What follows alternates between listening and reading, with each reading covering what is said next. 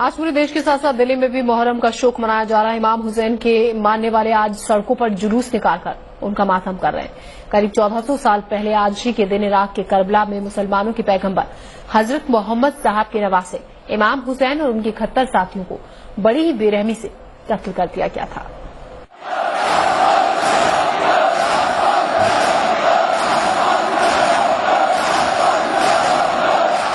इमाम हुसैन की शहादत के शोक में आज के दिन दुनिया भर में शोक मनाया जाता है।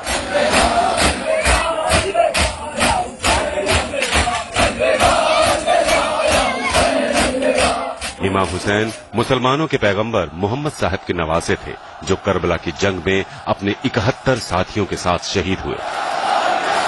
मुहर्रम क्या है और इसे क्यों मनाया जाता है, इसके लिए हमें तारीख के उस हिस्से में जाना होगा जब मोहम्मद साहब की मौत के बाद इस्लाम में खिलाफत का दौर आया, यानी खलीफा का राज था।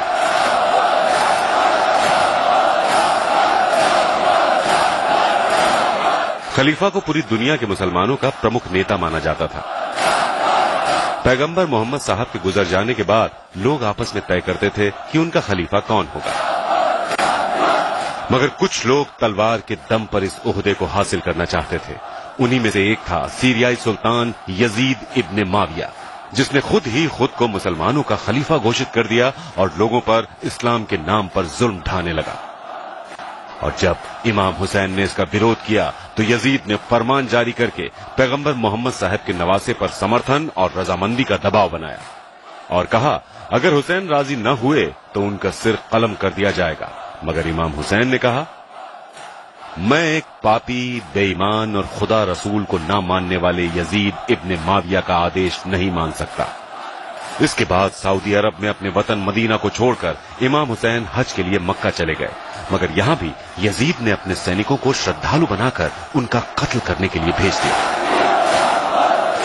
चूंकि मक्का में खून खराबा हराम है, लिहाजा जैसे इस बात का पता इमाम हुसैन को चला तो उन्होंने अपने परिवार और करीबियों के साथ मक्का छोड़ दिया, मगर यजीद की फौज ने उन्हें इराक के करबला में घेर लिया।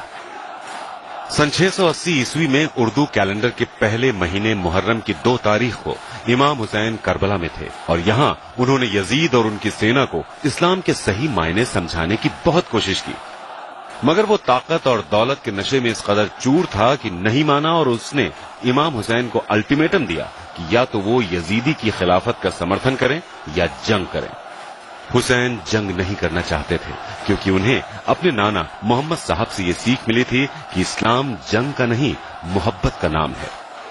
यजीद ने इमाम हुसैन पर दबाव बनाने के लिए उन पर नहर से पानी लेने की पाबंदी लगा दी, जिससे हुसैन के कुनबे में मौजूद छोटे छोटे बच्चे और बूढ़े और औरतें प्यास से तड़प उठे। 3 दिनों तक उन्हें भूखा प्यासा रखा गया और उसी हालत में जबरन जंग करने के लिए मजबूर किया गया। तब इमाम हुसैन ने यजीद से खुदा की इबादत की एक रात मांगी, जिसे आशुरा की रात कहा जाता है, जिसके बाद मुहर्रम की 10 तारीख को करबला की जंग हुई। एक तरफ यजीद की करीब 1 लाख की फौज थी तो वहीं दूसरी तरफ इमाम हुसैन के कुनबे में सिर्फ 72 ऐसे लोग थे जो जंग में शामिल हो सकते थे। बाकी या तो महिलाएं थीं, बच्चे थे या बीमार थे। इमाम हुसैन और उनके तमाम 71 साथियों को बड़ी बेरहमी से कत्ल करके उनके सरों को जिस्म से अलग कर दिया गया। यजीद के 1 लाख के लश्कर ने जिन 72 लोगों को मारा, उनमें 6 महीने के बच्चे अली असगर के साथ साथ कम उम्र के बच्चे और बूढ़े भी थे, जिसके बाद उनके खेमों को जला दिया गया। इमाम हुसैन ने खुशी खुशी अपने परिवार को इस्लाम की राह पर कुर्बान कर दिया ताकि दुनिया को यह संदेश जा सके कि इस्लाम तलवार की नोक पर नहीं बल्कि अमन के संदेश की बदौलत है।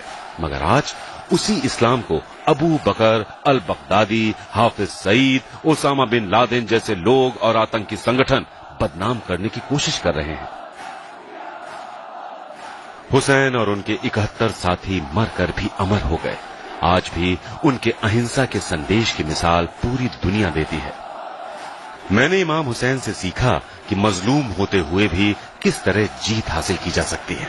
इस्लाम की बढ़ोतरी तलवार पर निर्भर नहीं करती बल्कि हुसैन के बलिदान का एक नतीजा है। इंसाफ और सच्चाई को जिंदा रखने के लिए फौजों या हथियारों की जरूरत नहीं होती है, कुर्बानियां देकर भी जीत हासिल की जा सकती है, जैसे कि इमाम हुसैन ने करबला में किया। इमाम हुसैन की कुर्बानी तमाम गिरोहों और सारे समाज के लिए है और ये कुर्बानी इंसानियत की भलाई की एक अनमोल मिसाल है।